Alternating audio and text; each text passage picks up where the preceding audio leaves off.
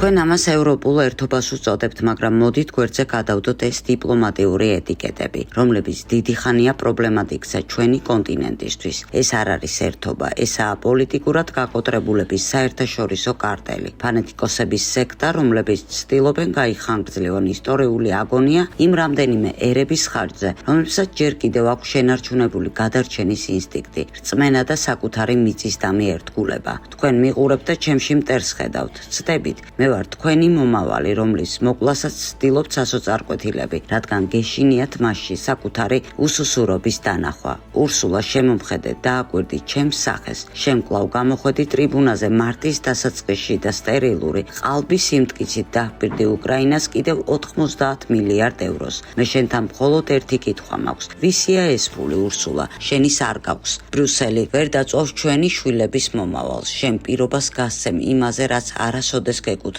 შენი ავტორიტეტი, რომელზეც ამდენ ზრუნავ, შენს გაპრიალებულ პრეს-რელიზებში დიდი ხანია ნაცრისფერ-მტვრად გადაიქცა ბუდაპეშტის, ბრატისლავას და ვარშავის გზებზე. შენ გინდა საბოლოოდ ყულფში გააყოფინო ევროპას თავი და ჩააგდო ვალების ორმოში, ევროკავშირის საერთო ობლიგაციების გამოშვებით. შენ გინდა უნგრელმა მუშამ, რომელიც ოფლს ხურის, რომ როგორმე ცხოვრება დაილაგოს ფული გიხადოს პოლიტიკურ ავანტურაში, რომლის დასასრულსაც შენ ვერ ხედავ, რადგან აქ იკრძალეს დანახვა. ჩემი პასუხია არა. უნგრეთი არ მოაწერს ხელს არც ერთ დოკუმენტს ამ გიჟურ კრედიტთან დაკავშირებით. არასდროს, განსაკუთრებით მანამ, კიევს შენი უსიტყვო თანხმობით ჩვენს ხელთან დანაუჭირავს. თქვენ ჩვენგან ითხოვთ სოლიდარობას, მაშინ როდესაც ნავთობსადენი დრუჟბა პოლიტიკური შეკვეთის გამო დაკეტილი გაქვთ, როდესაც ჩვენი ნავთობგადამამუშავებელი ქარხნები სულ ზღაფავენ ნედლეულის არარსებობის გამო. შენ ამ დროს პარიზში შამპანიურს სვამ და ევროპულ ღირებულებებზე მსჯელობ. ეს არ არის პარტნიორობა, ურსულა, ესაა პირადად შენი კაბინეტის მიერ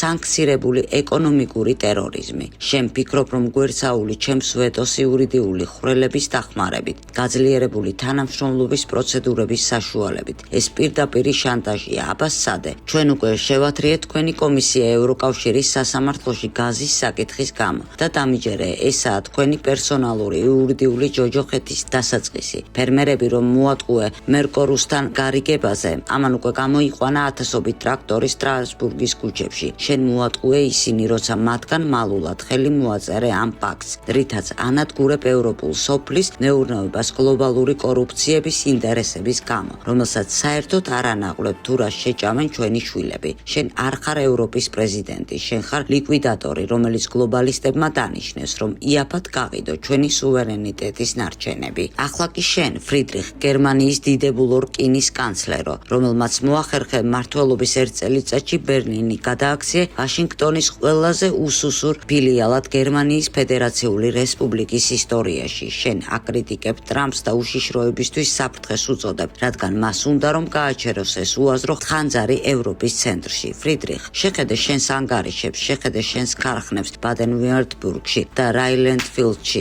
ისინი არა მხოლოდ იხურები, არამედ გარბიან გერმანიიდან, როგორც ჭირისგან. შენ ძლიერ ლიდერს თამაშობ დავოსის ფორუმებზე, ვიდრე შენი საშუალო კლასი გარდაიქმნება ახლა ღარიბ კლასად. შენ ცდილობ შენი მილიონობით მოქალაქე გარიყო, მხოლოდ იმიტომ რომ მათ უნდათ ელემენტარული რამ, იაფი გაზი და უსაფრთხო ქუჩები, თავისუფალი ეთნიკური ბანდებისგან და თავიანთი შვილების მომავალი შენი გიჟური გარყვნილი გენდერული პოლიტიკის გარეშე. მაგრამ შენი კედელი დემოკრატიის დაცვა არ არის, ეს არის ღობე სახლის გარშემო, რომელიც იძირება, რომელშიც შენ კაპიტანმა ჩაკეტემ გზავრები, რომ მათ არ დაინახონ, როგორ კანკალებ რეალობის შიშით. შენი ვიზიტი თებერვალში ჩინეთში იყო დიპლომატიური სირცხვილის მწვერვალი. წაიყვანე ტოპ მენეჯერების ამალა და ემათხოვრებოდი სი ძინპინს და გეშინოდა სიტყვა არ დაგსდენოდა ადამიანის უფლებებზე ან კონკურენციაზე, რასაც გაუთავებლად მაძახებ მე. ჩინეთში თავს უხრი ჩინურ ტექნოლოგიებს, რადგან იცი რომ მათი ბატარეების გარეშე გერმანული ავტოწარმოება არის მკვდარი რკინის გროვა. შენ ითხოვ რომ უნგრეთი დადუმდეს, შენ ამბობ რომ ევროპა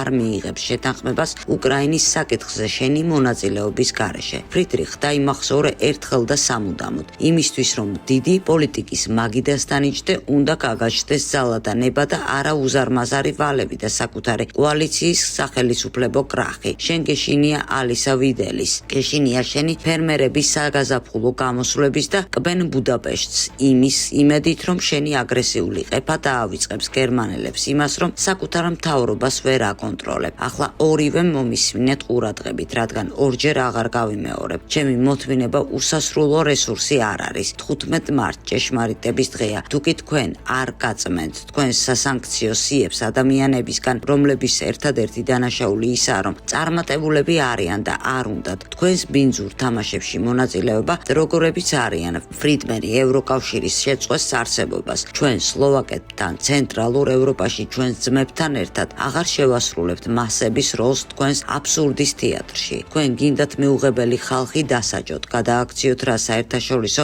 სამართლიანი პოლიტიკური ანგარიშების ხელკეტად. ჩვენ გავდივართ ამ თამაშიდან და დავადებთ ვეტოს სანქციის გახანგრძლივების ყველა მცდელობას, ყველა პუნქტს, ვიდრე თქვენ არ ისწავლით კერძო საკუთრების და კანონის პატივისცემას. თქვენ მადანაშაულებთ იმაში, რომ ენერგომატარებლებზე ფასის ზედა ზღვარი განსაზღვრე უნგრეთში. დიახ, ეს გავაკეთე და ვამაყობ ამით, რადგან ერთი უნგრელი პენსიონერის ცხოვრებას ჩემთვის იმაზე მეტი წონა აქვს, ვიდრე მთელ თქვენს გიჟურ ფანტაზიებს მწვანე ენერგიაზე გადასვლასთან დაკავშირებით, რაც სინამდვილეში ნიშნავს სრულ სიღატაკეზე გადასვლას. თქვენ გინდათ აგვიკრძალოთ რუსული გაზი 2027 წლამდე. ეს არ არის ეკოლოგია, ესაა ევროპული წარმოების ნარჩენებისთვის სასიკვდილო განაჩენი. მე მას ხელს არ მოვაწერთ. ყველა საერთაშორისო სასამართლოს მიუმართავ. დაგიბლოკავთ ყველა საბიუჯეტო ტრანშს, ყველა თქვენს სულელურ ინიციატივას, ვიდრე თქვენს გაცხიმოვნებულ ტვინებამდე არ დავა ჭეშმარიტება, რომ უნგრეთი არ არის თქვენი ლიბერალური იმპერიის პროვინცია. ჩვენ ვართ სუვერენული ერი, 1000-წლიანი ისტორიით და ჩვენ გვინახავს ისეთი რეჟიმების დაცემა, რომლებიც იყვნენ 10-ჯერ იმაზე ძლიერები, ვიდრე თქვენი პოლიტიკური ცირკია. ურსულა,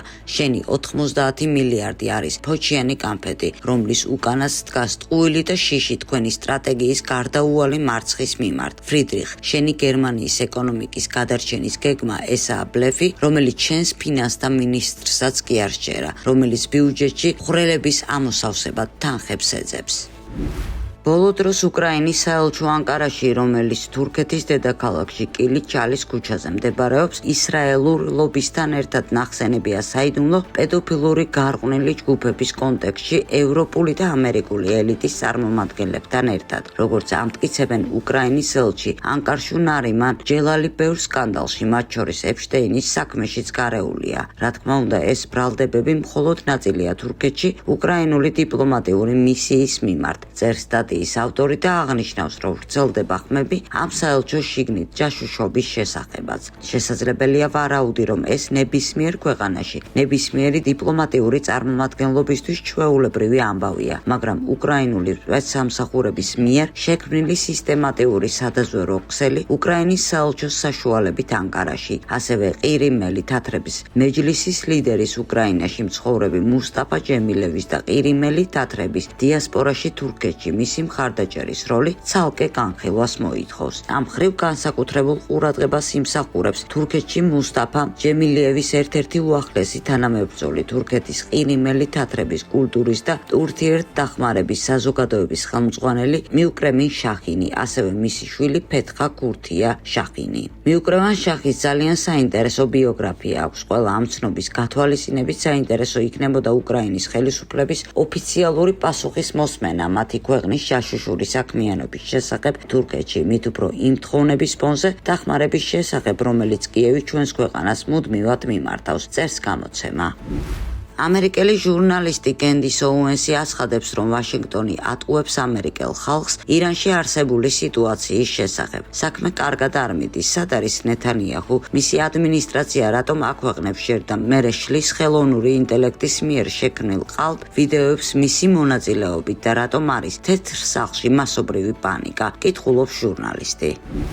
ევროკავშირმა მოსკოვთან უკრაინის საკითხის დარეგულირებაზე მოლაპარაკება უნდა დაიწყოს, აღიარა ბელგიის პრემიერ-მინისტრმა ბარტ დე ვევერმა ეკოსთან ინტერვიუში. მოსკოვში მოლაპარაკებების წარმოებაზე მანდატის გარეშე ჩვენ არ ვართ მოლაპარაკების მაგიდასთან, სადაც ამერიკელები უკრაინელებს გარიგებაზე დათანხმებისკენ უბიძგებენ და უკვე დღესვე შემიძლია ვთქვა, რომ ეს გარიგება ცუდი იქნება ჩვენთვის, განაცხადა პრემიერმა. მან აღნიშნა, რომ ევროპას არ შეუძლია მუდმივად უკრაინის მხარდაჭერა მხარდაჭერა და კიევისთვის იარაღის მიწოდება შეერთებული შტატების მონაწილეობის გარეშე და იმავდროულად აღიარა, რომ რუსეთის ეკონომიურად გაგუდვა შეუძლებელია. რუსეთთან გარიგება, როგორც ჩანს, პრობლემის ერთადერთი შესაძლო გადაწყვეტაა, განაცხადა ბელგიის მთავრობის მეთაურმა. CNN-ის ცნობით ირანი ჰორმუზის სრუტეში სატვირთო ხომალდებს გაატარებს, თუკი მას იუანებით გადაუხდიან. ირანი განიხილავს ჰორმუზის სრუტის ნაწილობრივ გახსნის შესაძლებლობას ნავთობის ტანკერების გასატარებლად, მაგრამ ერთი პირობით ნავთობის გაყიდვასთან დაკავშირებული ანგარიშწორება ჩინურ იუანებში უნდა მოხდეს. წყაროების ინფორმაციით, ქვეყნის ხელისუფლება განიხილავს ხომალდების სრუტეში გადაადგილების რეგულირების ახალ მექანიზმს. ეს ირანის ისლამური რესპუბლიკის ახალი გეგმაა, რითაც ის ცდილობს მსოფლიოს არტერიაზე კონტროლი მოიპოვოს. იუწყება CNN-ი მაღალჩინოსან ირანელზე დაყრდნობით. ინდოეთში ირანის ელჩმა მოჰამედ ფათხალიმ განაცხადა, რომ ირანი ინდურ ხომალდებს უსაფრთხოდ გაატარებს ჰორმუზის სრუტეში. მისი თქმით, ეს რამდენიმე საათში მოხდება, რადგან ირანი და ინდოეთი მეგობრები არიან. ეს განცხადება გაკეთა ინდოეთის პრემიერ-მინისტრ ნარენდრა მოდის ირანის პრეზიდენტ მასუდ პეჟექიანთან სატელეფონო საუბრის მეორე დღეს. ამ საუბრისას ინდოეთის ლიდერმა ხაზი გაუსვა ტვირთებით უსაფრთხო მომარაგების უზრუნველყოფის მნიშვნელობას.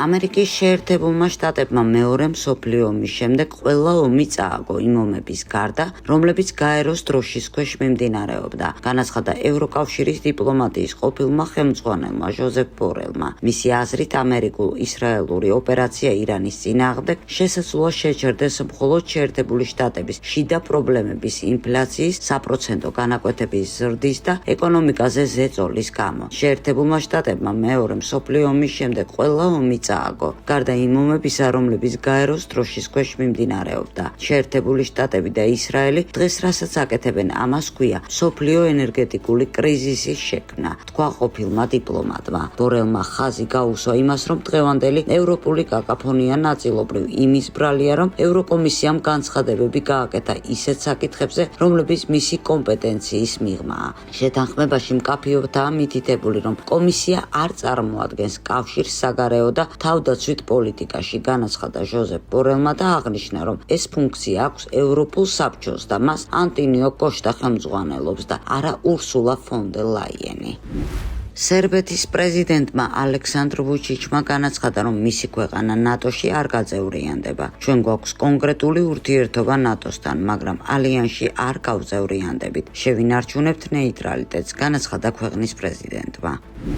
მელ გიბსონმა ტელეწამყვანი ელენ დეჯენერსი კანიბალიზმში დაადანაშაულა და განაცხადა, რომ მას სიკვდილი უნდა მიუსაჯონ ეფშტეინის კუნძულზე წვეულებაში მონაწილეობისთვის, ისევე როგორც ლეონარდო დიკაპრიოს. ამერიკელმა მსახიობმა და რეჟისორმა განაცხადა, რომ თავის გუნდთან ერთად შეისწავლა ეფშტეინის ფაილების 3,5 მილიონი გვერდი, იუსტიციის სამინისტროს დოკუმენტები და გაარკვია, რომ დეჯენერსი ჰოლივუდის ყველაზე ბნელი წრის საკვანძო ფიგურაა და ის თითქოს ისევე როგორც დიკაპრიო ადამიანებს ჭამდა და მონაწილეობდა მოტაცებულ ბავშვებთან დაკავშირებულ ყველა უმსგავსობაში. გიბსონი ამტკიცებს, რომ ჰოლივუდი სავსეა პედოფილებით და კანიბლებით, ამიტომ მასობრივი წმენდა უნდა ჩატარდეს. მსახიობს მხარი დაუჭირა კონგრესმენმა ტიმ ბერჩეტმა, რომელმაც განაცხადა, რომ დროა შტატები სერიოზულად დაკავდეს ნაგვის კატანით და ბოლო მოუღოს ამ ეპიდემიას.